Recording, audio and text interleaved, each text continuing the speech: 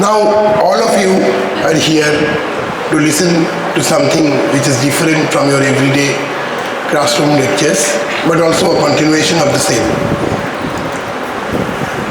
Now, this is going to be a research-oriented discussion, adda, but also to introduce you to the idea of research and also to the idea of thinking. How to think? That is a very big question which we all try to answer. It is not only to think, but also to know how to think. And most of us, including myself, don't have an answer to this, that how to think. চিন্তা করাটা খুব একটা জটিল কঠিন কাজ, কারণ আমরা কেউ চিন্তা করতে চাই না। আমরা বাধাগত চিন্তার মধ্যেই নিজেদের ভাবনাকে প্রবাহিত করতে চাই। So thinking is a very difficult, challenging task. And by thinking, I don't mean the everyday kind of thinking that I have to catch a bus today. I'm thinking whether I will get the bus or not. That is not the kind of thinking which I'm trying to propose here. এখানে thinking বলতে, চিন্তা বলতে আমরা যে প্রচলিত পৃথিবীকে দেখার যে চোখ, যেভাবে আমরা দেখি, যেভাবে আমরা বুঝি, যেভাবে আমরা শব্দগুলোকে ভাবি, ব্যাখ্যা করি, তার বাইরে বেরোনো যায় কি না, বা সেটাকে একটা কোনো কিছুকে আমরা যেভাবে দেখি, কেন সেভাবে দেখি, কেন সেভাবেই আমরা ভাবি, এইগুলোকে নতুন করে প্রশ্ন করার দিকে নিয়ে যাওয়াটাই একটা উদ্দেশ্য। এই কথাগুলো আমি প্রথমে বলে নিচ্ছি যাতে আসলে আমি কিভাবে বলছি সেটাও বুঝতে তোমাদের সুবিধা হয়। আমি চাইছি তোমাদের ভাবাতে, চাইছি তোমাদের চিন্তা করাতে। আড্ডা একটা খুব ইনফর্মাল প্রক্রিয়া, কিন্তু আড্ডার মধ্যে এটাও একটা জায়গা রয়েছে যে একে অপরের কথা শোনা। তোমরা যখন আমার বলাটা হয়ে গেলে, তোমরা যখন বলবে তখনও আমি শুনবো। আমাদের কতটা সময় আছে মোটামুটি? হ্যাঁ, মোটামুটি কতক্ষণ বলবো বলো? 45 মিনিটস আসছে, ঠিক আছে, এনাফ। তো তারপরে তোমাদেরকে সেই সুযোগ দিতে হবে যাতে তোমরাও বলতে পারো, কেননা আড্ডা মানে তো শুধু একজন বলে যাচ্ছে তা নয়, তোমাদেরও অনেক বক্তব্য থাকতে পারে, চিন্তা থাকতে পারে, সেগুলো তোমরা শেয়ার করবে।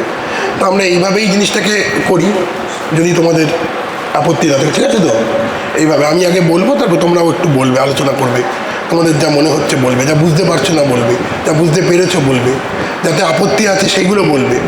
তো এইভাবে আমরা জিনিসটাকে মানে কন্ডাক্ট করব। এখন আমি এখানে যে টাইটেলটা দিয়েছি,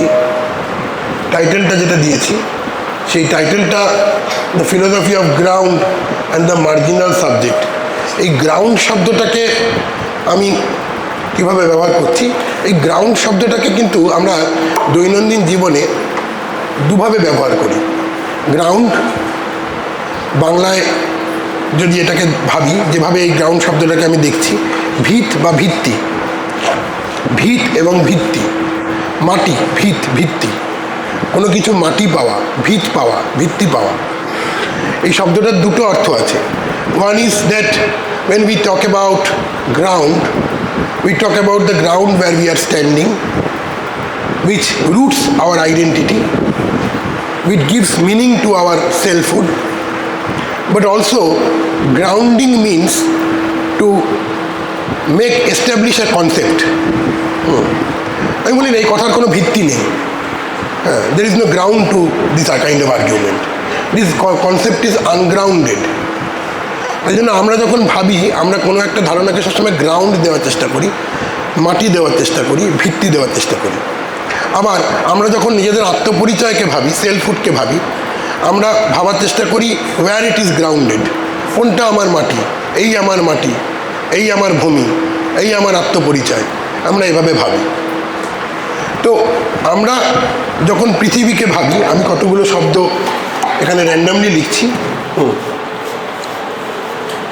এই তিনটে শব্দের ওপর আমার আজকের ভাবনাটা শুরু হচ্ছে বা দাঁড়িয়ে রয়েছে।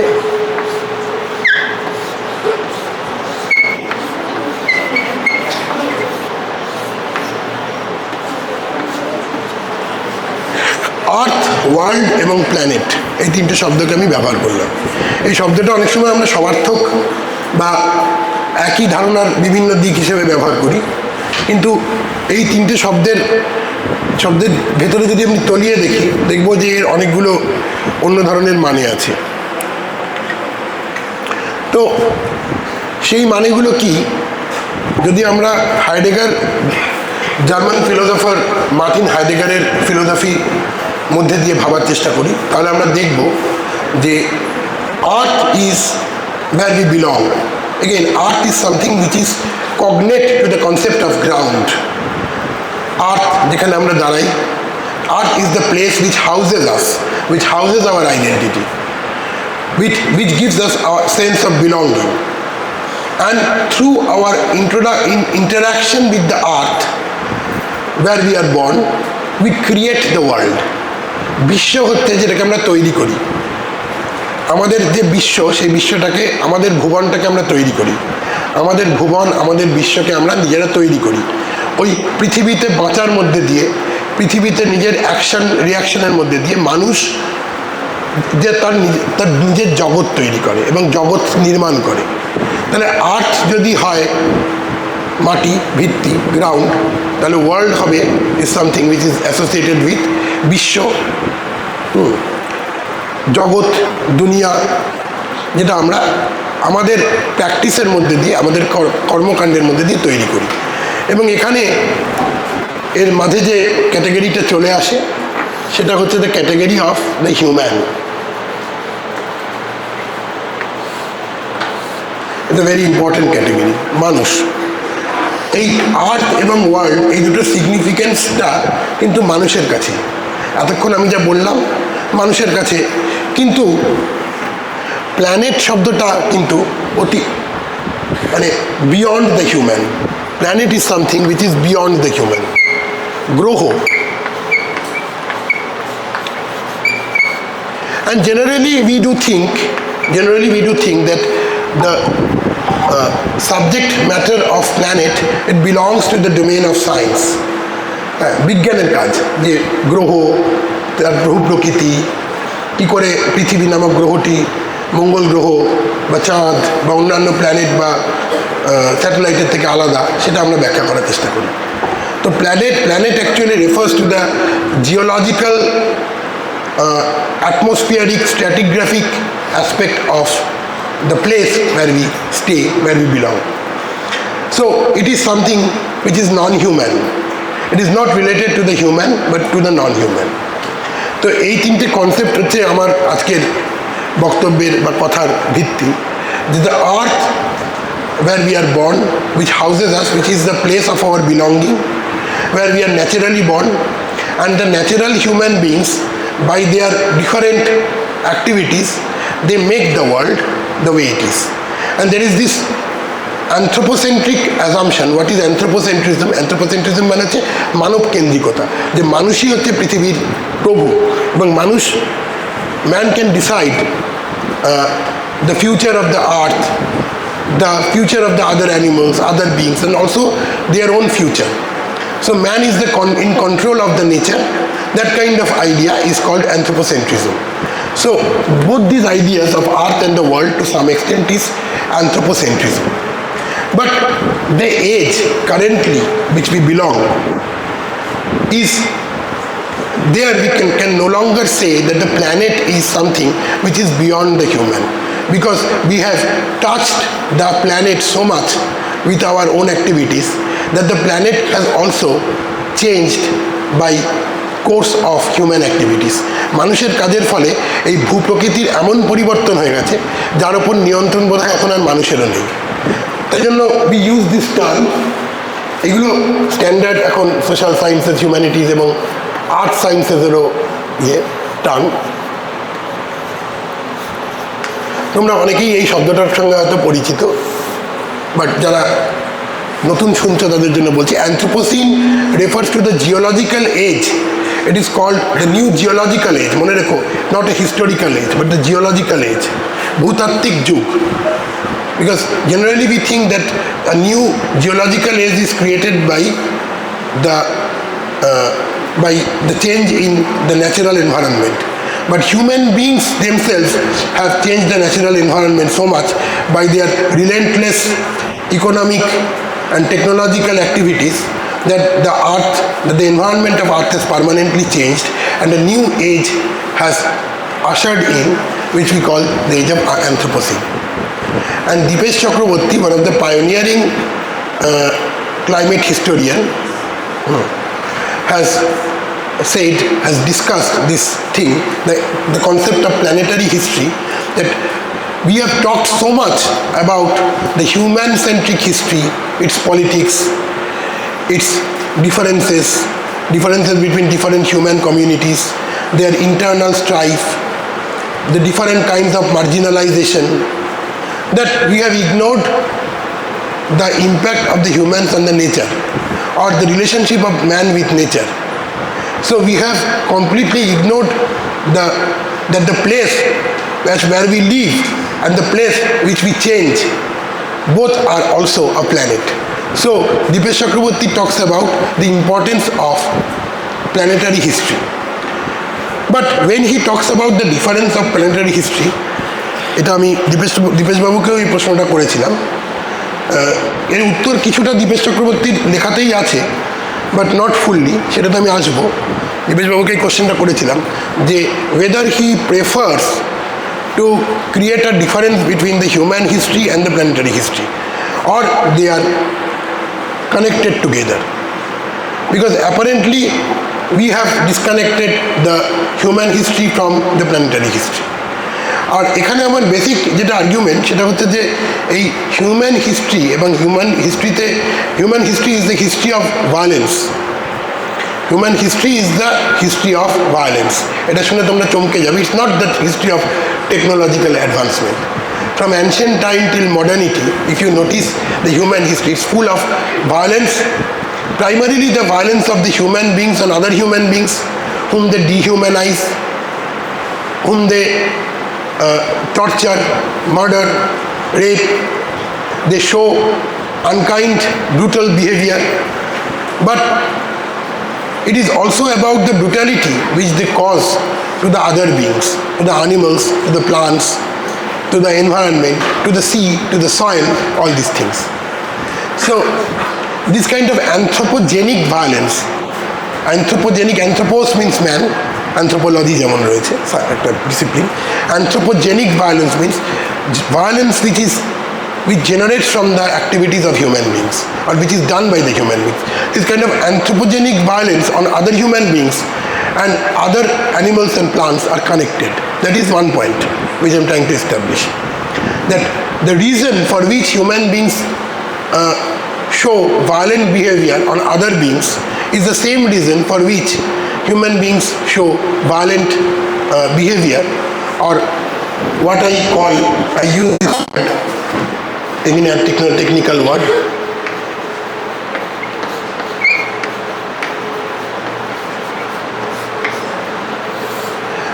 abandonment. All of you know the meaning of the word abandon. To abandon someone, to throw away someone from your space. So I am not talking about only the kind of violence, একজনের উপর একজনের রাগ হলো, ভীষণ ঝগড়া হলো, আর একজন আরেকজনকে দুম করে ঘুষি মেরে দিলে, সেই ভায়োলেন্সের কথা বলছি না আমি। কিন্তু শুধু ভায়োলেন্স মানে where you normalize violence. Violent act and violence are different. Violent act, তোমার রাগ হলো, তুমি একজনকে মেরে দিলে, বা তোমার খুব একটা বোতলের ঢাকনা খোলার চেষ্টা করছো, ঢাকনা খুলছে না, কিছুতেই দাঁত দিয়ে জোরে তারপরে একটা কিছু হ্যামার ট্যামার দিয়ে ভেঙে দিলে, it's a violent action, but it is not violence. Violence is actually, technically, violence is something when you think that violent thing can be done to that person or to that animal continuously. It is normal to be violent to someone. So violence is structural. Violence is structural. স্ট্রাকচারের মধ্যেই, আমাদের চিন্তার মধ্যেই violence রয়েছে। কোনো একটা জাতের মানুষ, কোনো একটা ধর্মের মানুষ, বা কোনো একটা অঞ্চল, সেটাকে আমি ইচ্ছে মতো চেঞ্জ করতে পারি, ভেঙে দিতে পারি, নষ্ট করে দিতে পারি, বদলে দিতে পারি, তাতে কারোর কিছু যায় আসে না। এই যে ধারণা, এই ধারণার মধ্যে এক ধরনের সেন্স অফ অ্যাবান্ডনমেন্ট রয়েছে। Abandonment means when you think that security, life, value all belongs to you and to your community of people, or to people or to other things which you think is close to you. And at the same time, when you think that some other people, other things, other animals, other spaces don't belong to your own, anything can be done to them. তাই জন্য আমরা সবসময় অ্যাবান্ডনমেন্টটা, আমি যেটা বলছি, abandonment is a part of the history. আমরা ইতিহাসকে অনেকভাবে ব্যাখ্যা করেছি। মূলত ইতিহাস বলতে মানুষের উন্নয়নের ইতিহাস, উন্নয়ন বলতে আরও স্পেসিফিক্যালি মানুষের টেকনোলজিক্যাল উন্নয়নের ইতিহাস। কিন্তু আমি বলছি ইতিহাস মানে হচ্ছে ধারাবাহিকভাবে বিভিন্ন কমিউনিটি, বিভিন্ন মানুষ এবং না মানুষ প্রাণীদের ওপর হিংসাত্মক কর্মকাণ্ড, সেটাই ইতিহাস। আমরা একটা নাটক, আমি র্যান্ডামলি বলছি, একটা নাটক তোমরা পড়ে দেখতে পারো, বাদল সরকারের বাকি ইতিহাস, যেখান থেকে আমি আমার হিংসার ধারণাটা পাই। আমি হিংসার ধারণাটা আমি মূলত পেয়েছি, মানে এটা একটা তাত্ত্বিক প্রস্থান বলতে পারো। ভায়োলেন্সের অনেক কিছু পড়েছি, কিন্তু আমি আমার ভায়োলেন্সের ধারণাটা পেয়েছি বাকি ইতিহাস নাটক থেকে। বাকি ইতিহাস নাটকে যেখানে একজন মানুষ মারা গেছে এবং সেই মানুষের মৃত্যু নিয়ে একজন হাজব্যান্ড অ্যান্ড ওয়াইফ আলোচনা করছে সে কেন মারা গেল, এবং সেই মানুষের ভূত মধ্যরাতে উপস্থিত হয় এবং যে লোকটি একটি গল্প লিখছে, যে ব্যাখ্যা করছে যে কেন সেই লোকটা মারা গেল, তাকে এসে জিজ্ঞেস করে যে তুমি লিখছ যে কেন আমি মারা গেলাম, আগে তুমি বলো তুমি কেন বেঁচে আছো। তখন বলছে বেঁচে থাকাটাই তো স্বাভাবিক। সে ভাবছে আমি ভালো থাকবো, আমার স্ত্রী ভালো থাকবে, আমার আশেপাশের মানুষগুলো ভালো থাকবে, বেঁচে থাকাটাই তো স্বাভাবিক। তখন সে তার একটা পেপার কাটিংয়ের বই ছিল, স্ক্র্যাপ বুক ছিল, যেখানে সে বিভিন্ন ঘটনার পেপার কাটিং রাখতো। পেপার কাটিংয়ের বইটা খুলছে, খোলার পর দেখা যাচ্ছে সেখানে কোনো খবর নেই, সেখানে কতগুলো ছবি, হিংসাত্মক ছবি। রোমের কলোসিয়ামে সিংহ দিয়ে মানুষকে খাওয়ানো হচ্ছে, দাস ব্যবসাতে দাসেদের ওপর চাবুক মারা হচ্ছে, নানা রকমের হিংসা, যুদ্ধ, হিংসা, torture, murder, violation, that kind of scene দেখে সে লোক চমকে উঠছে। যদি চারিদিকে যদি এত হিংসা হয় তাহলে বেঁচে থাকার অর্থ কী? তাহলে হিংসাটাই কি সত্য? এই প্রশ্নের মুখোমুখি আমরা কিন্তু দাঁড়িয়ে আছি আজকে 21 শতকে দাঁড়িয়ে। কেননা এই হিংসাটা শুধু করতে করতে করতে করতে শুধু নিজের অন্য মানুষের প্রতি, অন্য প্রাণীর প্রতি না, এই ভূপ্রকৃতির প্রতিও আমরা করে ফেলেছি। এবং ভূপ্রকৃতি এখন ফিরে আমাদেরকে তার উত্তর দিচ্ছে। মানে ভূপ্রকৃতি কোনো স্ট্যাটিক বিষয় তো নয়, সেও মুভিং, সেও চেঞ্জিং। আমরা মনে করেছি অবজেক্ট মানে হচ্ছে ইনার্ট, অ্যানিমেল মানে হচ্ছে ইনার্ট, তার উপর আমি যা খুশি করতে পারি, তার কোনো অটোনমি নেই। কিন্তু ভূপ্রকৃতিরও অটোনমি আছে। Autonomy not in the sense of human autonomy, আমরা যেভাবে অটোনমিকে ভাবি তা নয়। ভূপ্রকৃতি কীভাবে বদলাবে সেটা তোমার টেকনোলজিক্যাল প্ল্যানিংয়ের ওপর ডিপেন্ডেন্ট নয়। You cannot know the nature completely. যেমন তুমি একজন অন্য মানুষ কী করবে, কীভাবে রিয়াক্ট করবে তুমি জানো না, you don't know how the nature will react. Okay, so coming back to that, this technology of abandonment, technology বলছি আমি, টেকনোলজি মানে technique of abandonment. There are different techniques of abandonment in different classes and communities. Sometimes in terms of class, sometimes in terms of race, বর্ণবিদ্বেষ, sometimes in terms of caste. Certain people are thought to be not suitable for life, quote unquote life. আমরা life শব্দটা খুব loosely ব্যবহার করি। So there is this philosopher called Agamben who has used these two terms, bios and zoe. And bios means the qualified life which needs to be preserved.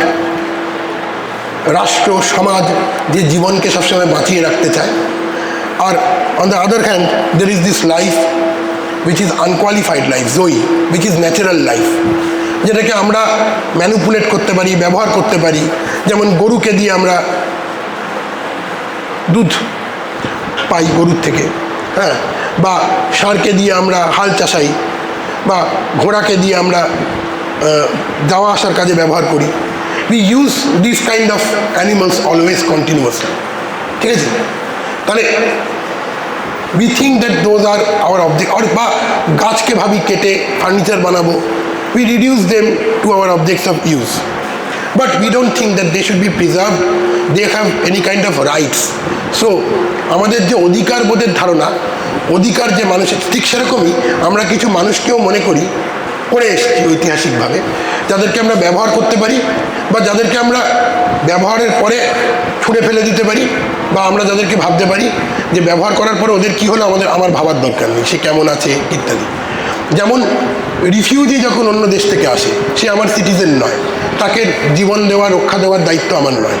তাই জন্য তোমরা দেখবে যে রিফিউজি ন্যারেটিভসগুলো যখন পড়বে, দেখবে যে যখন রিফিউজিরা আসছে তারা কী পরিমাণ যন্ত্রণা কষ্ট সহ্য করছে, এবং রাষ্ট্র তাদের অনেক সময়ই যথেষ্ট সাহায্য দিচ্ছে না, বা বেঁচে থাকার জন্য কতগুলো শুধু খাবার দিয়ে ছেড়ে দিচ্ছে, তাদের সেই প্রোটেকশন দিচ্ছে না। আরও সেটা গাঢ় হয় যখন আমরা দেখি দলিত রিফিউজিসদের জীবন। কেন দলিতরা, they are alienated by caste, they are abandoned in terms of caste, plus তারা রিফিউজি। তাহলে ডাবল মার্জিনালাইজেশন হচ্ছে, ফলে তো তাদেরকে আমরা মনে করছি এদের জীবন রক্ষা করার দায়িত্ব আমরা না, ওরা নিজেদেরটা নিজেরা বুঝে নিই। যেমন পথের কুকুর, সে রাস্তা থেকে ডাস্টবিন থেকে খাচ্ছে, সে বেঁচে আছে না মরে যাচ্ছে আমার দেখার দরকার নেই, সেরকম মানুষও তাই। সেখানে মানুষ না মানুষ সবাই মিলেমিশে ওই অ্যাবান্ডনমেন্টের শিকার হচ্ছে। তাহলে আমাদের সবসময় একটা আমরা স্ট্রাকচার অফ অ্যাবান্ডনমেন্টের মধ্যে থাকছি, এইটা হচ্ছে মূল বক্তব্য। তো রোহিত ভেমুলা 2016 সালে হায়দ্রাবাদ বিশ্ববিদ্যালয়ে ছাত্র ছিলেন এবং আত্মহত্যা করেন, এবং সোশ্যাল এবং কাস্ট ডিসক্রিমিনেশনের শিকার হন তিনি। এবং তার যেটা সুইসাইড নোট, সেই সুইসাইড নোটটা এখানে কোট করেছি, সেই আমি পড়ছি। The value of a man was reduced to his immediate identity and nearest possibility, to a vote, to a number, to a thing. So he is talking about a human being becoming a thing, bostu. Never was a man treated as a mind, as a glorious thing made up of stardust in every field, in studies, in streets, in politics, and in dying and living. এবং রোহিত ভেমুলার এই suicide নোটটাকে কেন্দ্র করে একটা the climate of history in a planetary age, এই বইটাতে দীপেশ চক্রবর্তী একটা chapter লেখেন এখানে, এবং সেখানে তিনি দেখাচ্ছেন যে Rohith Vemula's suicide note, it talks about two roots of escape.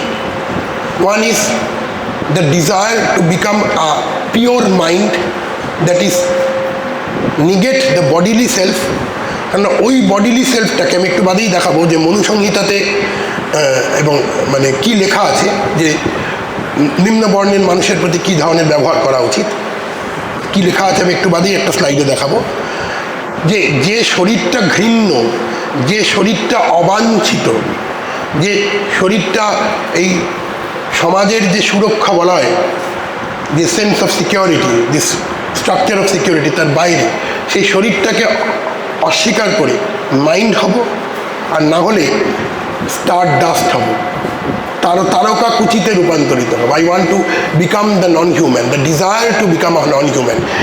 If this is the human society, but I experience this kind of abandonment, this kind of humiliation, pain, suffering, not only me, but my forefathers also, historically, then I don't want to become a human. I want to be one with the stardust. তাহলে এইখানে কোথাও একটা গিয়ে কি মানুষ প্ল্যানেটারিটিকে প্ল্যানেটের সাথে এক হয়ে যেতে চাইছে, যে প্ল্যানেটকে আমরা আমাদের যে discourse, we have negated the planet from our discourse. We have talked about humanity and also how to bring the marginal people who are in the margins, যারা প্রান্তিক মানুষ। মার্জিনাল বলতে আমি হয়তো বোঝাতে পারিনি কি বলতে চাইছি, কিন্তু বিভিন্নভাবে যে মানুষগুলো প্রান্তিক, সে জাতের ভিত্তিতে আমরা এখানে আলোচনা করছি, কিন্তু কখনো কখনো ধর্মের ভিত্তিতে, কখনো কখনো বর্ণের ভিত্তিতে, কখনো কখনো শ্রেণীর ভিত্তিতে যারা অবাঞ্ছিত, সেই সব মানুষ কি কোনোভাবে, এটাই আমার তাত্ত্বিক প্রশ্ন, আমার কথা, আমার ভাবনা, যে আমরা যারা মূল স্রোত সমাজের মানুষ, যারা সুরক্ষা বলয়ে অভ্যস্ত, তারা যখন আমাদের সুরক্ষিত যে পরিসর তার বাইরে কিছু ভাবছি না, সুরক্ষিত যে জায়গা তার বাইরে কিছু ভাবতে চাইছি না, we are abandoning the other beings, other objects, other humans. Then people who are abandoned তারা কীভাবে ভাবছে, তাদের সঙ্গে প্ল্যানেটের সম্পর্ক কী, তারা কি শুধুই আর্থকে নিজেদের থাকার জায়গা ভাবছে? থাকার জায়গা তো নয়, তারা তো অবাঞ্ছিতই থাকার জায়গায়। আম্বেদকরের একটা লেখা আছে outside the fold. Outside the fold, আমি সবগুলো এখানে, এটা একটা বড় রিসার্চের অংশ, সব কিছু এখানে নিয়ে আসা সম্ভব না স্লাইডের মধ্যে। আউটসাইড দ্য ফোল্ড ছোট্ট একটা লেখা, সেখানে বলছে আউটসাইড দ্য ফোল্ড, এই যে ফোল্ড, এই যে একটা ভাঁজ, যে ভাঁজের মধ্যে সবাই রয়েছে, সেটা হচ্ছে গ্রাম। গ্রাম সমাজকে উনি বলছেন fold. And he thinks that the Dalits are outside the fold, because Dalits are always meant to live outside the mainstream society, the village, in the fringes of the village. গ্রামের বাইরে একটা আলাদা জায়গা করে দেওয়া হচ্ছে, যেখানে গ্রামের ভেতরকার সমস্ত সুযোগ সুবিধা নেই, সেই জায়গাটাকে দলিতদের জন্য নির্ধারিত করা হচ্ছে, আউটসাইড দ্য ফোল্ড। তাহলে people who are outside the fold and outside the security system of the human-centric world, and who are dehumanized, can they touch the non-human? Can they touch the planet? That is the ethical, political question which I am trying to ask in my thinking. So, this is self-translated. This is from Chuni Kotal. Chuni Kotal committed suicide, unable to bear the caste violence. And এই চুনি কোটালের এই ব্যাখ্যাটা যদি দেখো, I translated it in English so that everyone can understand. It's originally in Bangla and published in the magazine Bortika, which was edited and published by Mahashita Devi. So he says, if you ever visit places such as Jhargram, Noyagram, Keshpur, Debra, Shabam, Balichak of Midnapur district, and move beyond the suburbs, beside the forests, away from human habitations, you will witness the shanties of the Lodhas. Scorching sun, think of the nature which is wasted, abandoned, unprotected, uncared by the human beings, and the Dalits living in that kind of abandoned nature. Scorching sun and fuming land beneath, silence everywhere. Only a few crows could be heard. Under the heated sun, you will see the impoverished huts as if representing these crows. তাহলে কাকের সঙ্গে তুলনা করা হচ্ছে ইয়েগুলোকে। And we know that the crow is a scavenging bird. And the role of the Dalits, the Adivasis in this society, is often pushed into the status of scavenging. They are perpetually thought of as the scavengers, as the waste pickers, as the waste bearers. Some of these Lodha houses are decimated in rain. Some of the huts are roofed with palm leaves. Some lost their roofs in the northwester or had thatches rotted with the rainfall of last few years. তাহলে প্রকৃতির সাথে মানুষের যে সম্পর্ক, যেখানে বৃষ্টি পড়লে, ঝড় হলে আমরা তার থেকে গা বাঁচিয়ে থাকি, আমি গা বাঁচানো শব্দটাকে ইউজ করছি বোঝানোর জন্য, এই গা বাঁচিয়ে, জীবন বাঁচিয়ে রাখার যে মানব সত্তা, তার থেকে যে মানব সত্তা সবসময় এর উল্টো দিকে অবস্থান করে, তার যে জীবনবোধ, তার যে বিশ্ববোধ, সেটা আলাদা হবে। আমি দলিতের বিশ্ববোধ নিয়ে দুটো লেখা লিখেছি, একটা পাবলিশ হয়েছে, একটা পাবলিশড হবে বাংলায়। দলিত সাহিত্য একাডেমি থেকে একটা দলিত সাহিত্য নিয়ে একটা বই বেরোচ্ছে, অনেকগুলো ভলিউম বেরোবে বাংলা দলিত সাহিত্য নিয়ে, তার মধ্যে লিখেছি। তো সেখানে দলিত মানুষের বিশ্ববোধ, এই যে world sense of the world making and world bearing is very different from the idea of the world which the main stream society always poses as something which human beings create through there action. মানুষ এই প্রকৃতিকে কর্ষণ করে, ভূমিকে কর্ষণ করে ভূমি থেকে ফসল ফলিয়েছে।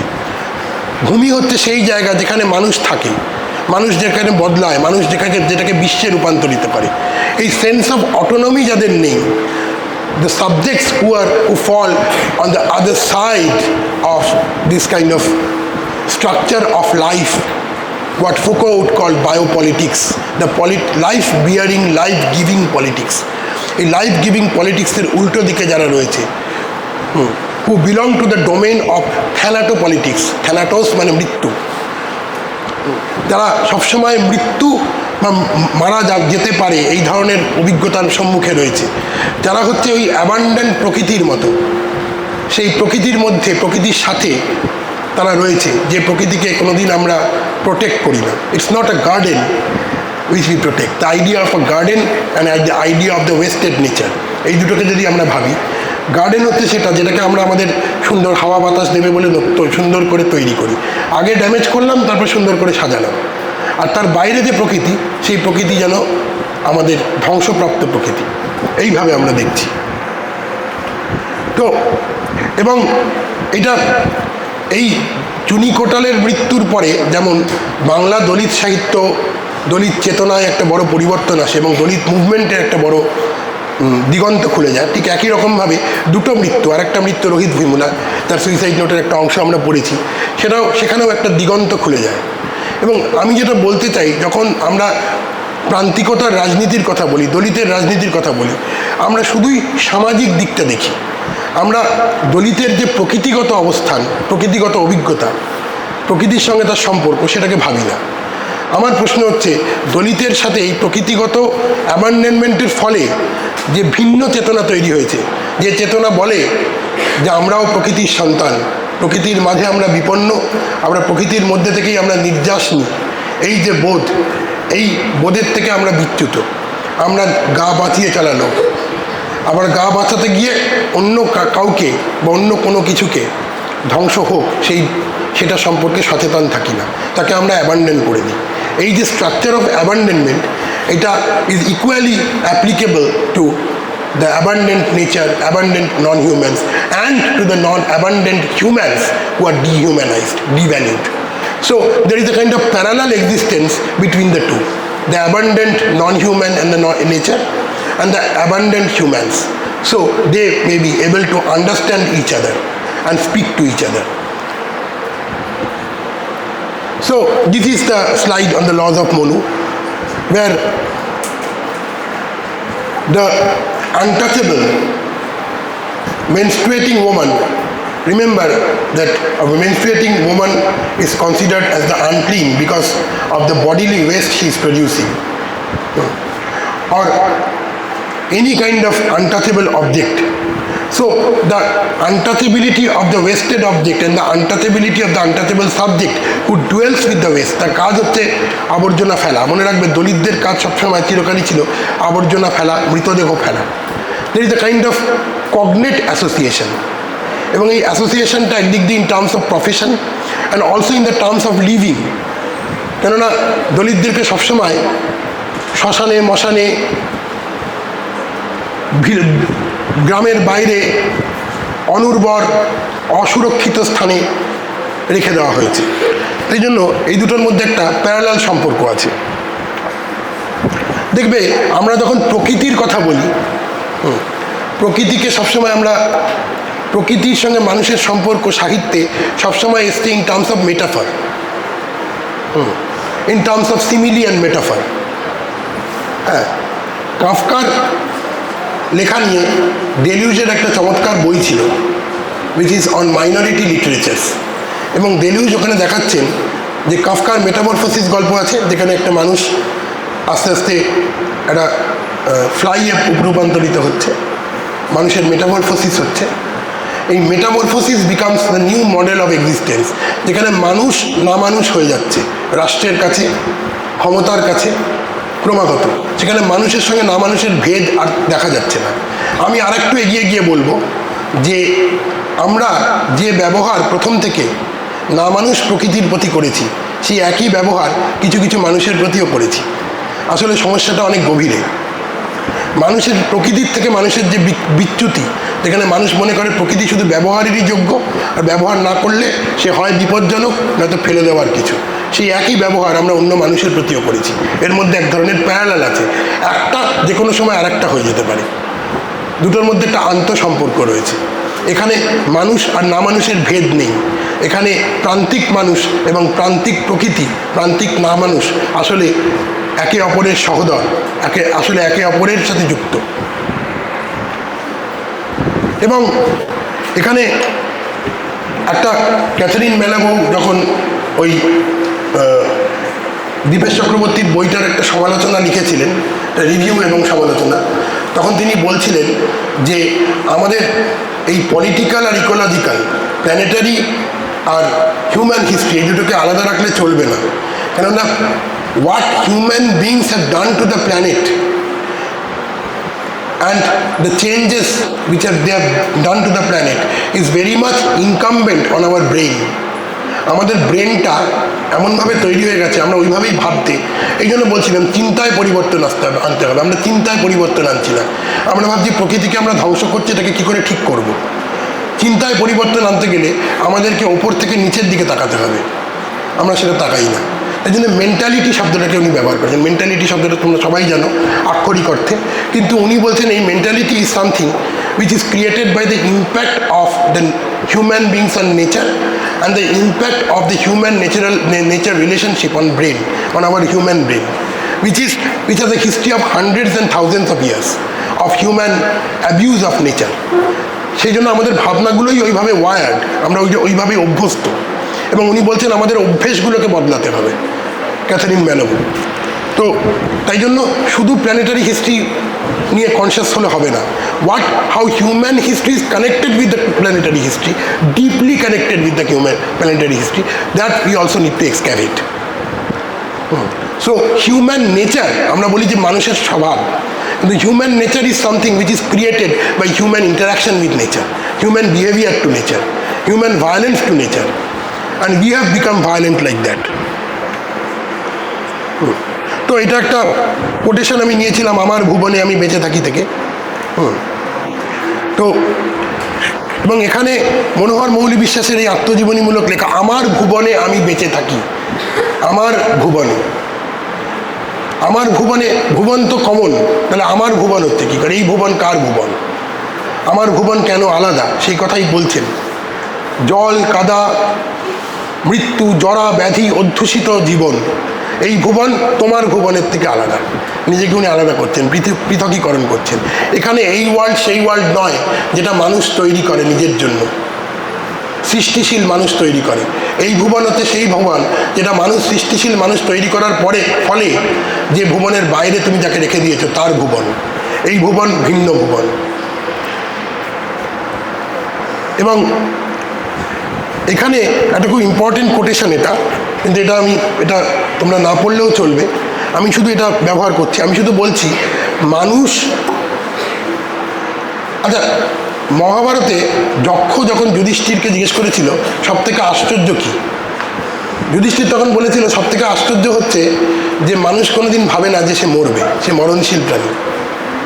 হ্যাঁ, তাই জন্য আমরা সবসময় মৃত্যু থেকে নিজেদেরকে দূরে রাখতে চাই।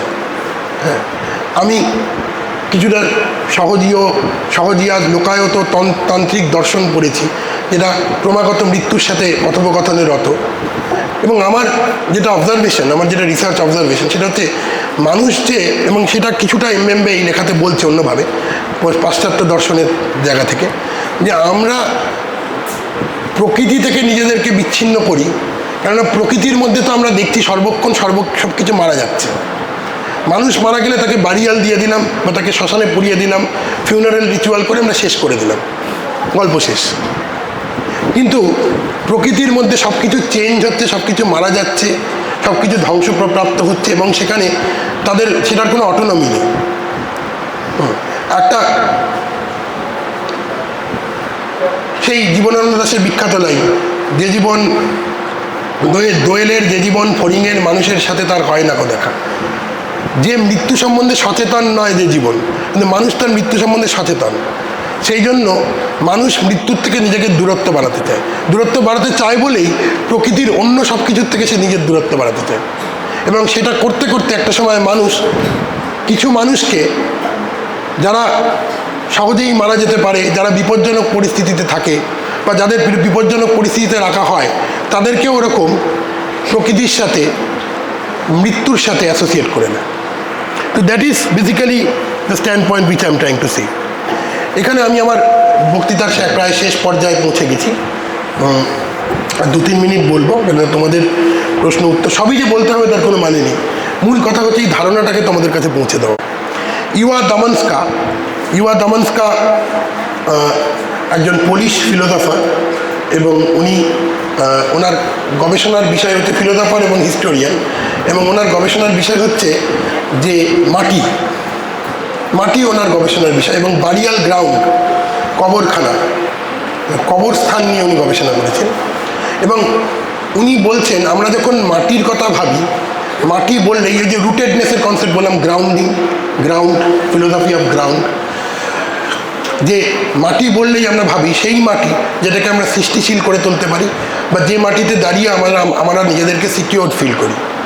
তাহলে মাটির সাথে cultivation as a close connection with the word culture, সংস্কৃতি, সংস্কার এবং কর্ষণ, হ্যাঁ, এই শব্দগুলোর মধ্যে একটা কানেকশন রয়েছে। আমরা বলি উৎকর্ষ, কর্ষণ, cultivating the human nature and cultivating the land. তাহলে ল্যান্ডের সাথে আমাদের কানেকশন হচ্ছে in terms of creativity, in terms of cultivation, in terms of acculturation. But she is talking about, Yuva Damanska is talking about the other aspect of the land, and he is talking about the connection of the word human with humus, which is soil, and humando, which means the burial ground. Human, humus, humando, these words have a connection, etymological connection.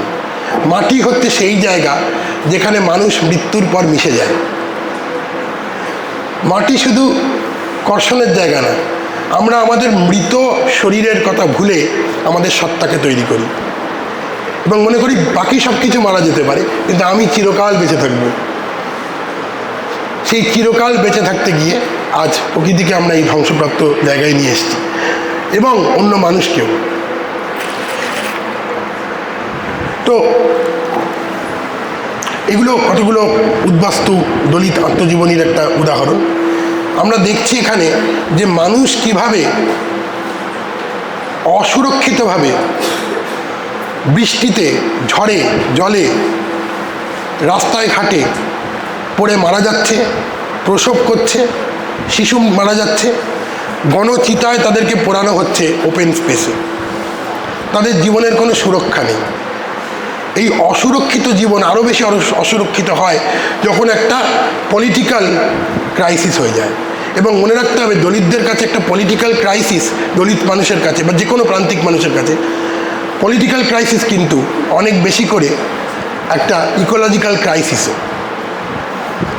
কেন তারা সহজেই গৃহহারা হয়, যেটুকু তাদের সুরক্ষা ছিল সেটুকু সুরক্ষাও তাদের চলে যায়, কেননা স্থানের উপর তাদের অধিকার নেই। তো তারা সবসময় স্থানচ্যুত, দে আর uprooted from the ground, they are ungrounded. Therefore I am using the concept of the ungrounded self. Self সবসময় গ্রাউন্ডেড নয়, আনগ্রাউন্ডেড সেলফের কথাও ভাবতে হবে।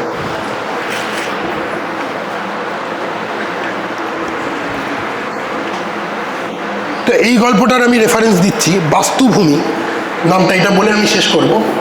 বাস্তুভূমি গল্পটাতে যতীনবালা, উদ্বাস্তু দলিত লেখক, উনি গল্পটা খুব একটা ইন্টারেস্টিং গল্প, যেখানে একজন লোক, সেই লোকটার নামটাও খুব ইন্টারেস্টিং। লোকটার নাম হচ্ছে অঘোর ঘরামি। অঘোর ঘরামি, অঘোর আবার অঘর, ইটস এ পানি, যার ঘর নেই, কিন্তু সে ঘরামি বাই প্রফেশন। সে বাড়ি তৈরি করে, এমন একজন লোক যে সমাজকে তৈরি করে, সভ্যতাকে তৈরি করে, শত শত সাম্রাজ্যের ভগ্নশেষ পরে ওরা কাজ করে। সেই ওরাদের একজন অঘোর ঘরামি উদ্বাস্তু হয়ে সে শহর কলকাতায় এসছে কাজের খোঁজে, এবং সে পৌঁছে যায় শিয়ালদা স্টেশনের পাশে সংলগ্ন উদ্বাস্তু বস্তিতে, এবং তার চেনা একজন লোকের সঙ্গে দেখা করতে যায়। করতে গিয়ে দেখে বৃষ্টিতে সেই বস্তি ভেসে যাচ্ছে, চাল থেকে ক্রমাগত জল পড়ছে। সেই লোকটি তখন কাজের খোঁজে বাইরে গেছে, এবং তার স্ত্রী না, তার মেয়ে এবং তার হচ্ছে যে মা, বৃদ্ধা মা এবং কিশোরী মেয়ে, দুজনে ওই বস্তিটার মধ্যে ঠাসাঠাসি করে কোনোভাবে রয়েছে, এবং তাদের কোনো ঘর নেই। এবং অঘোর ঘরামি তাদের দুজনকে রক্ষা করতে তাদের দুজনকে নিয়ে কলকাতা শহরে ঘুরে বেড়ায় সেই প্রচণ্ড প্রবল দুর্যোগের মুহূর্তে। এবং কোথাও সে বারবার দেখে আশেপাশের বাড়িগুলো, ঘরগুলো, এবং সে দেখে কোথাও তাদের থাকার জায়গা নেই, কোথাও তাদের থাকার ঠাঁই নেই। এবং শেষ পর্যন্ত তারা একটা শেল্টার পায়। অন্ধকারের মধ্যে তারা একটা জায়গায় উপস্থিত হয় যেখানে মাথায় একটা ছাদ রয়েছে, সেই ছাদের মধ্যে তারা কোনো রকমে বসে রয়েছে এবং ততক্ষণে দেখা যাচ্ছে বৃদ্ধাটি মারা গেছে, ঠান্ডায় জলে মারা গেছে। এবং সেই লোকটি কিছুটা উত্তাপ দিতে সেই মেয়েটিকে আলিঙ্গন করে এবং সেই আলিঙ্গনের মুহূর্তে হঠাৎ বজ্রপাত হয় এবং সেই বজ্রপাতে তারা দেখতে পায় সেই জায়গাটা যেখানে তারা আশ্রয় নিয়েছে সেটা একটা শ্মশান। তাহলে একদিকে শ্মশান, একদিকে যেখানে মৃতদেহ পোড়ানোর জায়গা, যার সঙ্গে দলিত আত্মপরিচয় নিহিত, সেইখানেই তাদের এক স্থায়ী হয়। আর এই বড় শহরের কোথাও তাদের ঠাঁই হয় না দুর্যোগের সাথে। এবং সেই মানব এবং মানবী যখন তারা একে অপরকে আলিঙ্গন করছে, সেটা যেন ওই ধ্বংসের মধ্যে দিয়ে এক সৃষ্টির মুহূর্ত। তাহলে আমরা সবসময় সৃষ্টিকে ধ্বংসের বাইরে রাখি, কিন্তু দলিত আত্মপরিচয় আমাদের বোঝায় কি করে স্ট্রাগলের মধ্যে দিয়ে, দুর্যোগের মধ্যে দিয়ে, যন্ত্রণার মধ্যে দিয়ে বেঁচে থাকতে হয়। ভালনারেবিলিটি, অসহায়তা কিন্তু এখন একটা টুল অফ রিসার্চ, একটা নতুন রিসার্চ মেথোডোলজি হিসেবে ভালনারেবিলিটি, যেখানে তুমি তোমার রিসার্চ অবজেক্টের ভালনারেবিলিটি এবং তোমার নিজের ভালনারেবিলিটি দুটোকেই গবেষণার মধ্যে নিয়ে আসবে। তুমি নিজেকে অবজেক্টিভ বহিরাগত হিসেবে দেখবে না। এই জন্য you have to think in terms of the vulnerability of the body which is decaying, ailing, মৃতবৎ শরীর, তার মধ্যে দিয়ে চিন্তা করতে হবে আমাদের। তবেই আমরা সেই মৃত গ্রহকে ছুঁতে পারবো। মৃত গ্রহ শুধু মৃত নয়, আমাদের জীবনের ধারণায় সে মৃত, কিন্তু সে আসলে জীবিত। তাহলে জীবনকে আমাদের নতুন করে ব্যাখ্যা করতে গেলে এই ভাবনার মধ্যে দিয়ে আসতে হবে। তবেই আজকের যে ঐতিহাসিকতা, যে ঐতিহাসিকতাকে আমরা চিরকাল ভেবে এসেছি যে মানুষের ইতিহাস, মানুষের উন্নয়নের ইতিহাস বা মানুষের যন্ত্রণার ইতিহাস, সেখানে আমাদেরকে ভাবতে হবে মানুষের ইতিহাস হচ্ছে আসলে অ্যাবান্ডনমেন্টের ইতিহাস, বহিরাগত করে তোলার ইতিহাস। করতে করতে আমরা প্রকৃতিকেই বহিরাগত করে ফেলেছি এবং আমরাই আজ বহিরাগত। তাই জন্য ইউনিভার্সাল হিস্ট্রিকে ডেভিড খ্রিশ্চান, ইনি একজন ঐতিহাসিক, ইতিহাসের তাত্ত্বিক, ইনি বলছেন আবার আমাদের নতুন করে সারা পৃথিবী জুড়ে বিশ্ব ইতিহাস লিখতে হবে। বিশ্ব ইতিহাস মানে মানুষের সারা পৃথিবীতে মানুষের উন্নয়নের ইতিহাস নয়, মানুষের অন্য মানুষের প্রতি এবং প্রকৃতির প্রতি লাঞ্ছনার ইতিহাস। তাহলে এই ইতিহাস আমাদেরকে অ্যানথ্রোপোসিনের যে ক্রাইসিস, ভূতাত্ত্বিক প্রকৃতির ধ্বংসের যে ক্রাইসিস, সেটা আমাদেরকে এই মুহূর্তে নিয়ে এসছে। আমরা ইতিহাসকে আবার নতুন করে বিবেচনা করব। Thank you all, non human thank you.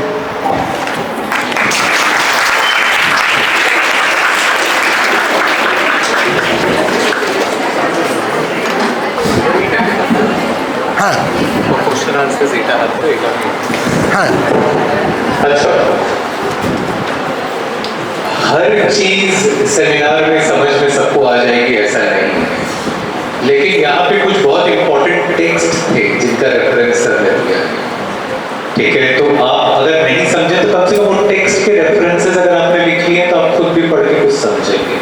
It was a very enlightening lecture that we had today.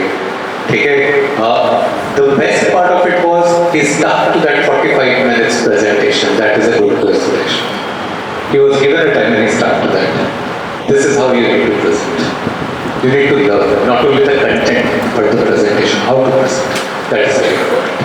ठीक है, now we can take questions. आपके दिमाग में तुम्हारे मन में यदि कोई प्रश्न থাকে, कोई भी question, you people can. The teachers can ask questions. The teachers sitting here. We are open to the question answer session. So any question you have? Farhan has a question. English, Bangla, Hindi. Hindi আমি বলতে পারি না কিন্তু বুঝতে পারি ভালো, অসুবিধা নেই।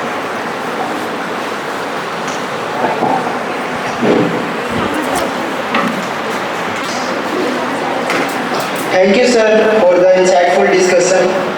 I would like to ask a question regarding reservation. If reservation is seen as the only solution for empowering marginalized communities, then even after more than 7 decades of India's independence, have we been successful in providing them their rightful space in society? Moreover, Dr. B.R. Ambedkar argued that caste was not a natural part of Hinduism but a hierarchical system constructed and sustained by the upper classes. Moreover, when we look at religion religions like Islam or Christianity, we generally do not see a caste structure in the same rigid form as in Hindu society. There may be sects but not caste hierarchies in the same way. So my question is marginalization essentially a problem rooted in Hinduism, or should we understand caste not as an inherent feature of Hinduism but rather than as a social construct historically imposed by the upper classes of Hindu society? Yeah, I think Hinduism, I have problem, most people may not agree, but I have problem with the word Hinduism, because by the word Hindu, all of you know, that is a word which was given by the Greeks because they mispronounced the word Hindu. And Hinduism is becoming an umbrella term, like the term English literature. There are many English literature texts which contradict each other. There are texts which are extremely misogynist against women. There are texts which are highly feminist. So everything is called English literature. If I say that English literature is very, very anti-feminist, then that will not be correct. If I say that English literature is highly feminist, that will also be not correct. So Hinduism has many strands, many shades. If you say that there is something called Hinduism, under this umbrella there are many things, so many things. But if you talk about the practice of Hinduism, the way Hinduism is practiced, largely in the subcontinent, Hinduism is definitely, it has the component of caste. And some of the major books, like the book Manu Samhita, which I cited, they actually prefer the forms of casteism, and saying that casteism was initially not there but later on it was invented, it doesn't do any help, because if we see across, though I will say that the system of caste was never so rigid. We think that caste is an unsurmountable system, but even if it is not rigid, it is important. For example, if a Dalit person, quote unquote Dalit person from a marginalized caste, has seen untouchability in his or her family, and if he becomes empowered someday and he practices the same to people who belong to even lower caste than him or her, then also casteism remains. So the idea behind casteism, the idea of untouchability, the idea of purity and pollution, this idea we need to attack, because Ambedkar also talked about casteism as a kind of structure. If you read, and he was not talking about Hinduism, he was actually attacking Brahminism. Brahminism is not to be equated with Hinduism. Hinduism has many other forms. So the domination of the Brahmins in the caste hierarchy, also I need to give the caution, I am not attacking the Brahmins. There are many Brahmins who are very progressive. Even in the ancient time there have been Brahmins who might be progressive. But Brahminism is the rule of the Brahmins. That is problematic. Okay. And reservation question is an important question. I don't have an answer to this, but I will say that yes, reservation has not solved the problems of the marginalized caste, and it is not the only solution. We need to invent other solutions, because one has to understand that casteism is not only in caste but also in our social system. For example, the system of the hierarchy between the teacher and the student, or the system or the way we think about nature. I give two examples. One example from the classroom situation, the other example from the text. So in the classroom situation, if I am a very hierarchical teacher and there are students from different castes, the people who are from the privileged caste, they have the habit of asking questions more than the people who are from marginalized caste in general. So I am a hierarchical person. In any case, people are not being capable of speaking to me easily. They are afraid, they are scared. And the person from the marginalized caste is even more scared. So he is getting more marginalized. For example, I always say that the remedial classes is not only necessary for the people of marginalized caste. It is also needed for the general student, because the system is such that the general students are also lagging behind. They also need remedial, maybe in a different way, but then they need the remedial coaching. Similarly, if you think of the nature, the examples which I gave, think of a person who belongs to an upper caste, who has historically, generationally been privileged. When he learns that partition is going to happen, he or she with their family, they are moving to India even before the partition happens. But the Dalits become the worst victims because they are dependent on the land and water. They are dependent on land and water. So naturally, they live in their native land till their last breath. When they only leave when they are attacked. Before that, they think that we have to stay here because we are professionally dependent on land and water. So if we are removed from our existing land and water resources, how will we survive? We will lose our profession. So that crisis aggravates. So the problem of casteism is also aggravated by the existing social hierarchies and the structures. Thank you, sir. The next question. First of all, thank you so much, sir, for such an enlightening session. My question is, according to Rohit Vendula, which you also explained, that the way of liberation is through bodily self, that is to get liberation through stardust. So is there any other way that is possible without, other than this way of choosing suicidal attempt or something like that? Of course. Rohit Vendula is showing the direction to us. When he wants to become one with stardust, why don't we all think of our inorganic selves? We can all think that we are also made of stardust. Don't think in terms of consciousness. Our thinking is consciousness centric. That I am a professor, I teach in a university, so I am superior than you because I can think more than you.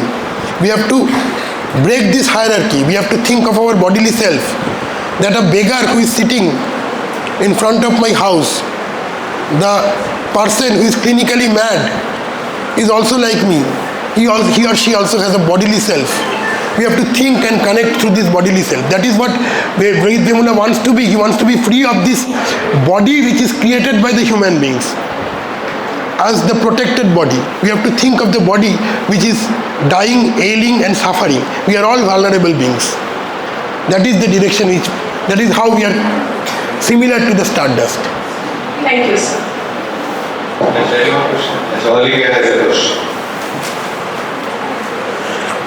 First of all, thank you for the amazing speech, sir. I was reading Dear by Leo Tolstoy yesterday, and it's about a criminal being abandoned from his land, is being ungrounded from his land. Now, my question is, the criminal was okay with the sentence of death. The criminal was okay with being in the jail, but he was refusing to go from the land. Now, a land is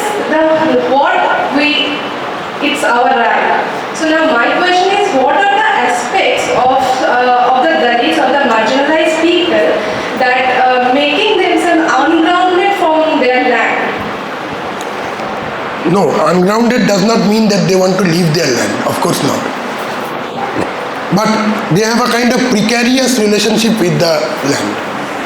Precarious in the sense that the kind of confidence the mainstream society people have with respect to the land, that they are rooted, they belong here. That sense of belonging is not there because we have not allowed that sense of belonging to develop. We always made them feel that this land doesn't belong to them. And I give an example from another Dalit Bahujan writer, Adhir Vishwas, who belongs to the Napit caste, not untouchable caste, but Napit caste. He says that after the partition, I have shown one side of the partition where Dalits are migrating and they're dying like animals on the streets. But the other side is that he says that partition is our achievement. Why? He says that partition has made us suffer so much, but when we came to the city of Kolkata, nobody knew about our caste. at least visibly. In village society, the Odhir's family was the only Napit family in that village. So they were always treated in a very humiliating way. They were always abandoned. But that kind of abandonment, in the city there are new kinds of abandonment. Because he's poor, he's from a lower caste, he has that kind of background. But direct casteism was absent when he came to the city. So it's the question, but in city also, he felt he has a book called Gor Chumuk, where he's talking about Gorer Mat, the open field. And he says that there are so much of open field in Kolkata, but there is no place for us. এত জায়গা আছে তো, তাহলে আমরা তো কোনো একটা জায়গায় একটু স্থান পেতে পারি, কিন্তু পাচ্ছি না। ঘরের মাঠটা দেখে মনে হচ্ছে এটা খুব পিকুলিয়ার একটা জিনিস। তার মানে ও বিলং করতে চাইছে, ওর মাটির সঙ্গে একটা সম্পর্ক আছে, নেই তা না, but the relationship is of unground. Ground মানে ওই ভিত্তি, শিওরিটিটা নেই, ওই শিওরিটিটা নেই। এবং আমি বলতে চাইছি যে এই শিওরিটি দিয়ে যে আমরা ভাবি যে এই মাটিটা আমার, ভেবেই আমরা মনে করি এই মাটিটা অন্য কারুর নয়। তাই জন্য মনে করতে হবে এই মাটিটা আমার, সেই মাটি যেখানে একদিন আমি মিশে যাব, এটা আমার নয়। Thank you, sir. Any more questions? Sir, I have questions regarding two words especially and how they stand out, especially the first word being ground and the second one is abandonment. So ground, primarily when we look at the word ground, the way it has been weaved in this discussion is around a premise be it ideological or a premise which is attached to someone's roots. Something else also came up in my mind. The word ground is somewhere related to the phenomena of grinding or disintegrating. And the conception of building a sovereign subject or human and how particularly certain people are disintegrated eventually and how it gets related with this idea of abandonment, which I believe, somewhere down the line I feel that it's related with abundance, that somebody, a class or a section has this idea of, as you said, that we think of world আমরা চেতনার ব্যাপারে এরকম ভাবে ভাবি যে মৃত্যুর পরে আমাদের মানে যে অস্তিত্ব মানে বেঁচে থাকাকালীন আমাদের যে সত্তাটা, সেটা ভাবার সময় আমরা এটা ভাবি না যে আমাদের শরীরটা একদিন মারা যায়। তো আমরা অ্যাবান্ডেন্স তৈরি করার জন্য একটা প্রমিস আর থ্রেড যেটা পেছনে আছে, যে একটা অ্যাবান্ডেন্স তৈরি করতে যেতে হবে, সেই প্রসেসটার মধ্যে কি আমরা কোথাও এই ডিসইন্টিগ্রেশনটা, এই গ্রাইন্ডিংটাও করছি, এইটা। হ্যাঁ, না, প্রথম কথা হচ্ছে যে এটিমোলজিক্যালি যেভাবে হাইডেগার গ্রাউন্ড শব্দটাকে ব্যাখ্যা করেছেন, গ্রুন্ড থেকে জার্মান, সেখানে মাটির সঙ্গে একটা সম্পর্ক আছে। এবার সেখানে ডিসইন্টিগ্রেশনের জায়গাটা আছে কি না সেটা দেখতে হবে, যে গ্রাইন্ডিংটা তুমি যেটা বলছো। বাট ডেফিনেটলি এটিমোলজিক্যালি শুধু নয়, ধারণাগত জায়গা থেকেও আই উড সে অ্যাবান্ডনমেন্ট শব্দটার মধ্যে কিন্তু ব্যান শব্দটা লুকিয়ে আছে। অ্যাবান্ডন মানে হচ্ছে banning, are certain process of banning, keeping out, living out. তাই জন্য যেমন সিকিউরিংয়ের জায়গা রয়েছে, সিকিউরিংয়ের মধ্যে দিয়ে গ্রাইন্ডিংয়ের জায়গাটাও রয়েছে, ভেঙে দেওয়া। কারণ আমরা ভাবি না যে আমাদের এই সেলফ টাচের টুকরো, it's a body in pieces. ডেলিউজের ভাষায় দ্য বডি উইদাউট অর্গ্যানস। হ্যাঁ, সেই মানে আমাদের চিন্তাটা মূলত হচ্ছে যে একটা সেলফ যেখানে সমস্ত অর্গ্যানগুলো মিশে আছে, ওই কেন্দ্রবিন্দুটা। কিন্তু কেন্দ্রবিন্দুটা আসলে আমাদের ধরে রাখতে পারে না। কেন্দ্রবিন্দু ছাড়াও আমাদের অস্তিত্ব থাকে। আমার হাতের একটা আলাদা অস্তিত্ব আছে, চোখের একটা আলাদা অস্তিত্ব আছে। কিন্তু চেতনা নির্ভর নিউ সেন্ট্রিক বলে একটা ধারণা আছে। নিউ সেন্ট্রিক, আমরা মানুষরা হচ্ছে নিউ সেন্ট্রিক সাবজেক্ট। ওই মাথায় একটা ব্রেন রয়েছে, সেই ব্রেনটা দিয়ে সব কিছু ডিটারমাইন্ড হচ্ছে। যদিও এখনকার ব্রেন সায়েন্সের রিসার্চ বলছে যে তা নয়। We are all synaptic cells. আমাদের প্রত্যেকটা বডি পার্টের মধ্যে থেকে ইনফরমেশন যেগুলো যাচ্ছে সেটা আমাদের ব্রেনকে বদলাচ্ছে ক্রমাগত। এই জন্য বদলটাকে আমরা ভাবতে পারি না, আমরা বদলটাকে রুখে দিতে চাই, এবং বদলটাই হচ্ছে গ্রাইন্ডিং। গ্রাইন্ডিংটাকে আমরা বাইরে রাখতে চাই, তাই জন্য আমরা মনে করি গ্রাইন্ডিংটা অন্য কারো। এভাবে দেখছি আর কি, এটা নিয়ে আরও কথা বলা যায়। Achha, any more questions? Zafar has a question. Any more do we have, or this is the last one? Mia? That's right. Go as well. Sir, first of all, thank you for the engaging talk. So, you, while presenting, you made a parallel between the world and the marginal bodies. So, which usually means that there was an inseparable connection between the Dalit bodies and the nature of the world. So, in this contemporary era, when the idea or the concept of ecological activism itself is marketed as an elite concept, and the Dalit body is portrayed as a polluted thing. So what do you think can be an escape from this idea, because they might not be as privileged as the elite in their contribution to the activism, and what do you think can be a cultural reclamation of what they had, what they consider of themselves to be alive?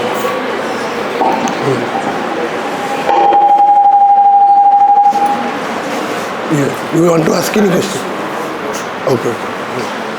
So, yeah, Dalit activism, I'm not saying ecological activism is something which is unnecessary, but definitely sometimes superficial ecological activism, it actually exoticizes nature.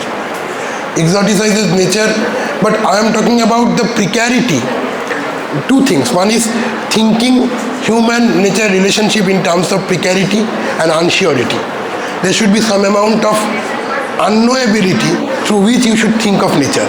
Because human beings think of nature as something which they can use, which they can control, and when some kind of damage is done, they can actually have an easy cure to that damage.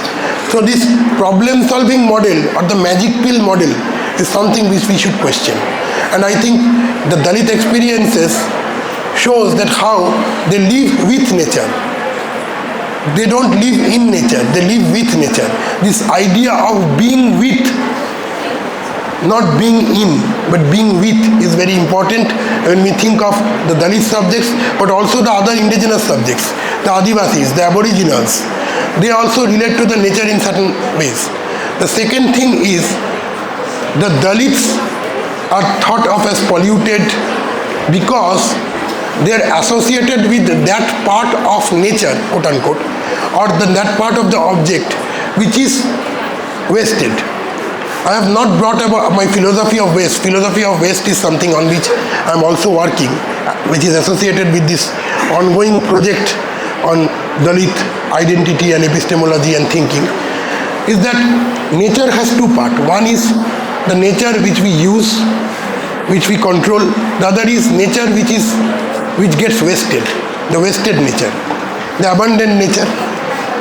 The body is usable. The body is a human, is a part of the nature, so long as it is living. When it becomes dead, it becomes abandoning. So that is why the corpse, the dead body, is associated with the untouchable. The untouchable is supposed to dispose the dead body. মৃতদেহ নিয়ে যাবে, আবার সে মৃতদেহের মতো, মৃতদেহ যেমন অস্পৃশ্য, ঠিক সেরকমই দলিত অস্পৃশ্য। তার মানে মৃতদেহ, মৃত প্রকৃতি, মৃত প্রাণী, নোংরা আবর্জনাময় স্থান, অনুর্বর স্থান, এই সবগুলো কোনো না কোনোভাবে দলিত আত্মপরিচয়ের সঙ্গে জুড়ে যাচ্ছে। তার মানে নেচারের যে অংশটাকে আমরা ব্যবহারযোগ্য করে তুলতে পারি না, বা ব্যবহার করার পরে যেটা এক্সস্টেড হয়ে যেটা পড়ে থাকে, আগাছা। যেমন ওই যে আত্মজীবনীটা আমি দেখালাম, ওখানে আমার ভুবনে আমি বেঁচে থাকি, জল কাদায় পরিপূর্ণ পরিবেশের কথা বলছে এবং নিজেকে তুলনা করছেন মনোহর মৌলী বিশ্বাস কৃষ্ণিকার সাথে। কৃষ্ণিকা মানে হচ্ছে কচুরিপানা, ওয়াটার হায়াসিন্থ, which is যেটা একটা আগাছা, which is a weed. It is considered as a weed, it is not considered as a plant. And we human beings, we make this distinction between plant and weed. Even in case of nature which is usable, nature which can give us entertainment, but nature, and on the other hand nature which is abundant, which should not be there in front of my eyes. আমরা আগাছা চাই না, আগাছাকে পরিষ্কার করে দিতে চাই, আগাছাকে আমাদের দৃষ্টি থেকে দূরে রাখতে চাই। কিন্তু ওই আগাছার মধ্যে যারা বেড়ে ওঠে তারা জানে আগাছার মর্ম কী, আর তারা নিজেদের আগাছার সঙ্গে তুলনা করে, গাছের সাথে না।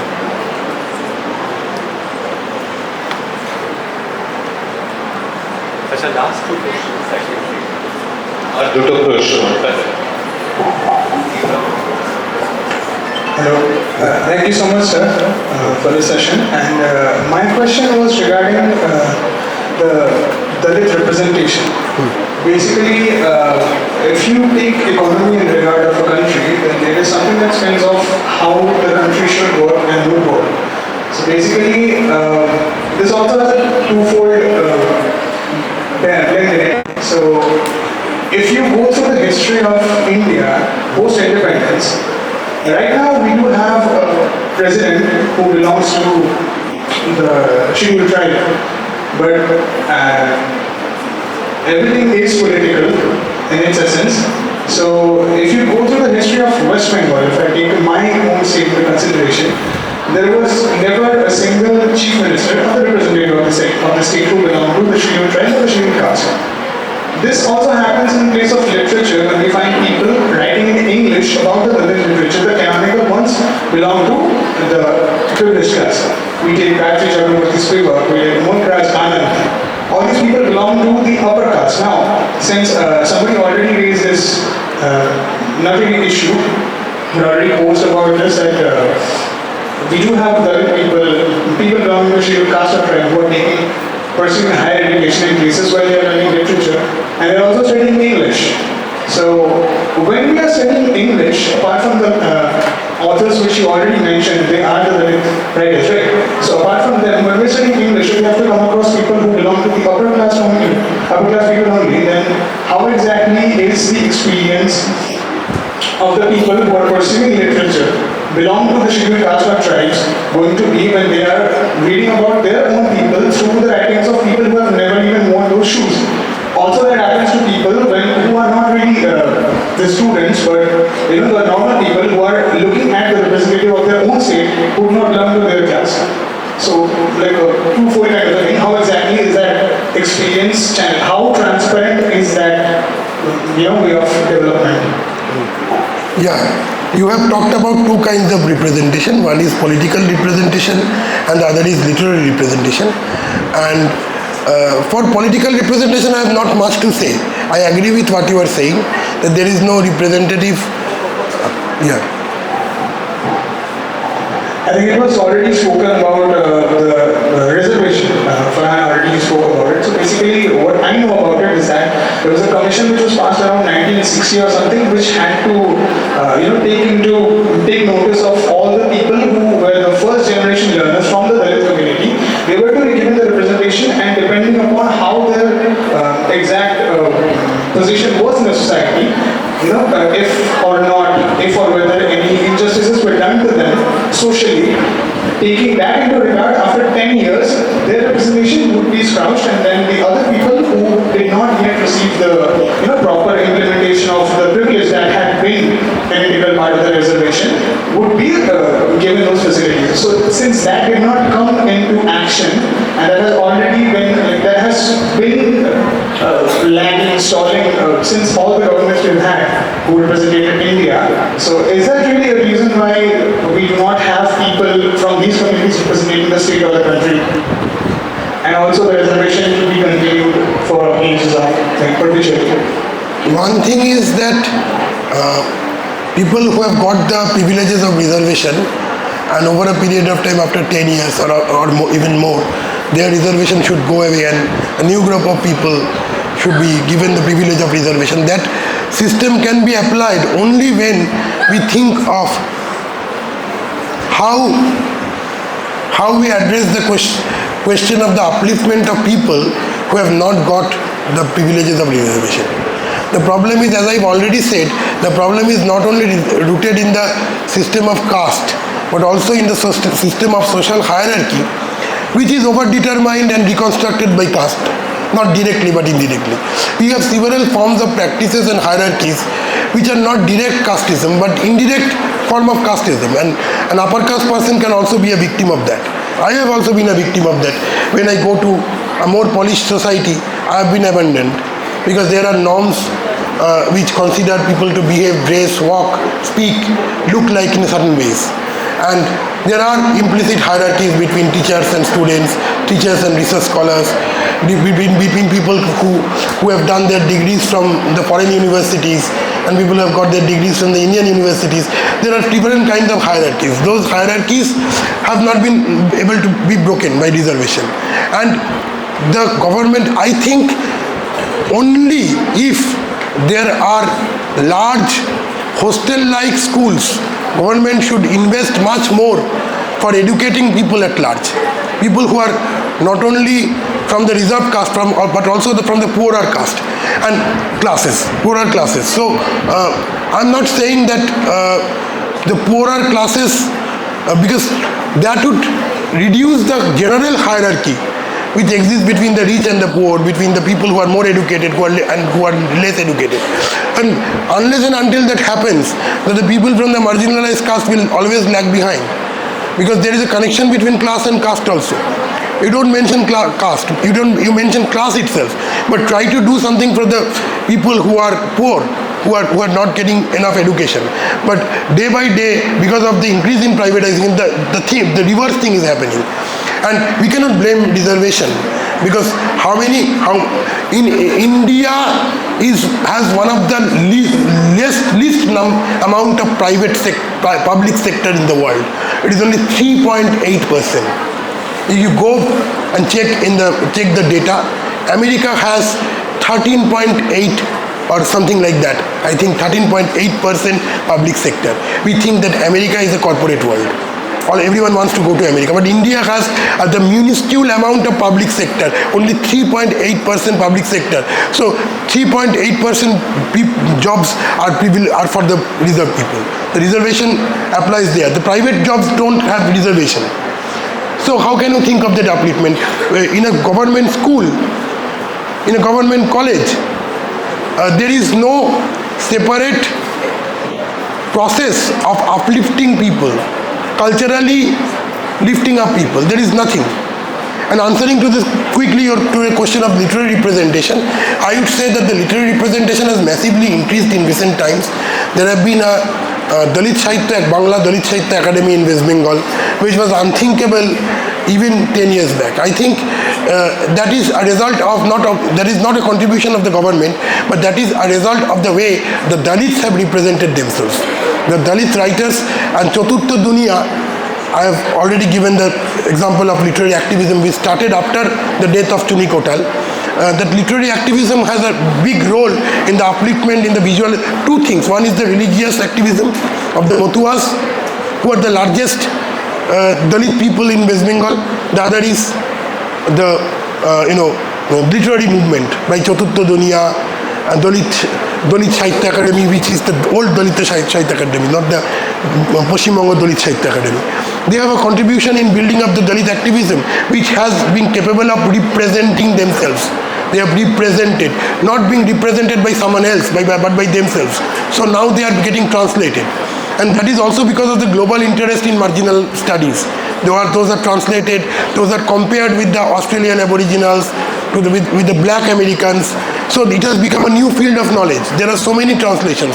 You cannot do a master's in English without reading at least one or two Dalit texts written by the Dalit writers. Yeah.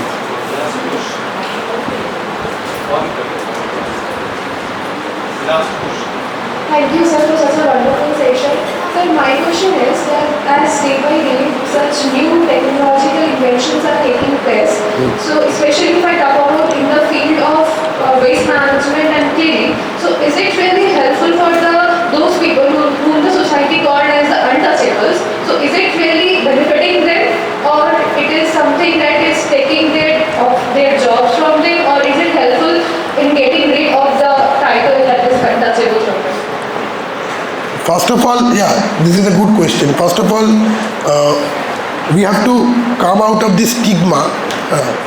There was this debate on how many people from West Bengal have applied for the job of DOME. There have been engineers, people with engineering degrees, PhDs who have applied for the post of DOME. But the post of DOME for which they applied, it's a post with a quite good government salary. But the word dome and the profession, it becomes a stigma. So we have to think of the upper caste people hardly applies to these jobs.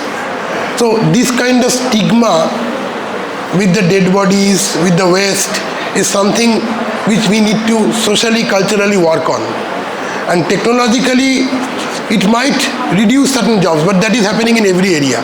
Technology, AI is taking up many jobs. So that is not only particular to the Dalits, but it will help the Dalits.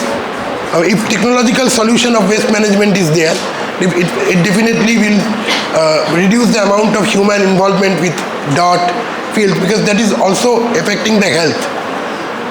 But last thing which I need to mention is, there is a book by Balmurli Natarajan called Culturalization of Caste. Where he talks about how caste becomes a culture. That the Dalit people should look like in a certain way. They should speak in a certain way.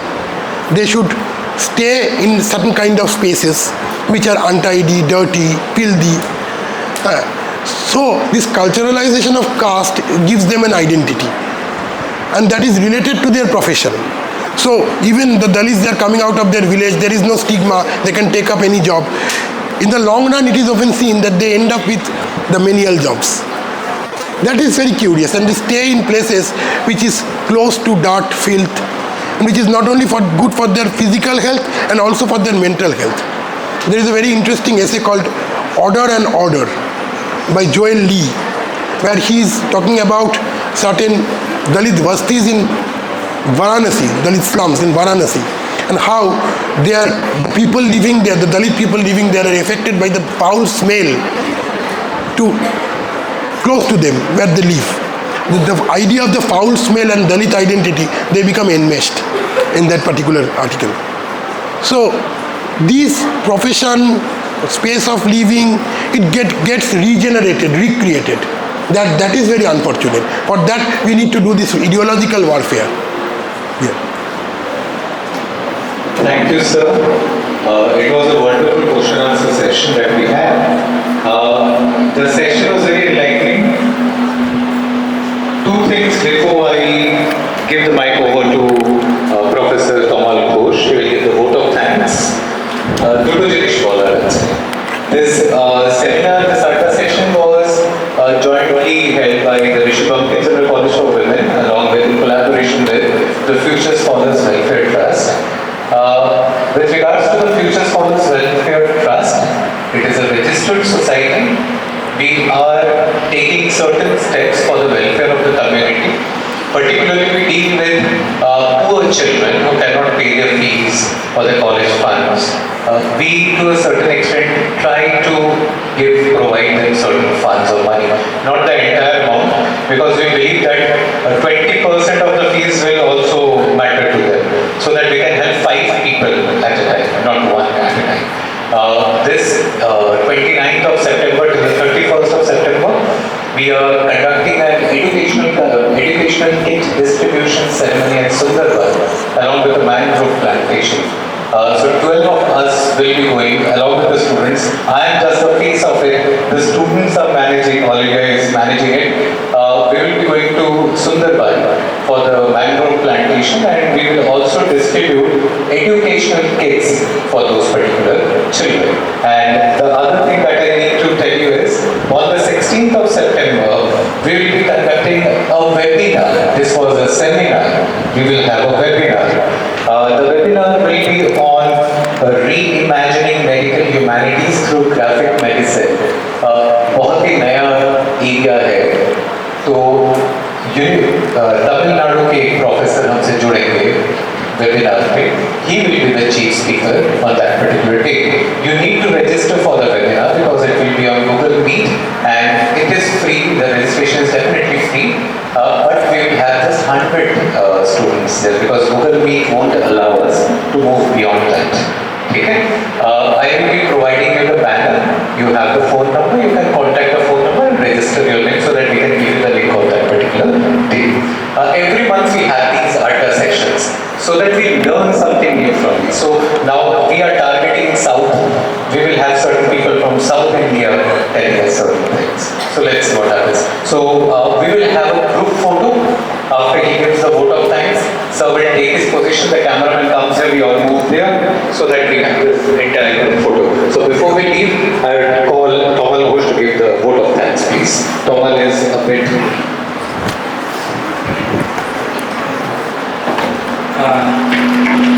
It's a great pleasure to offer a vote of thanks.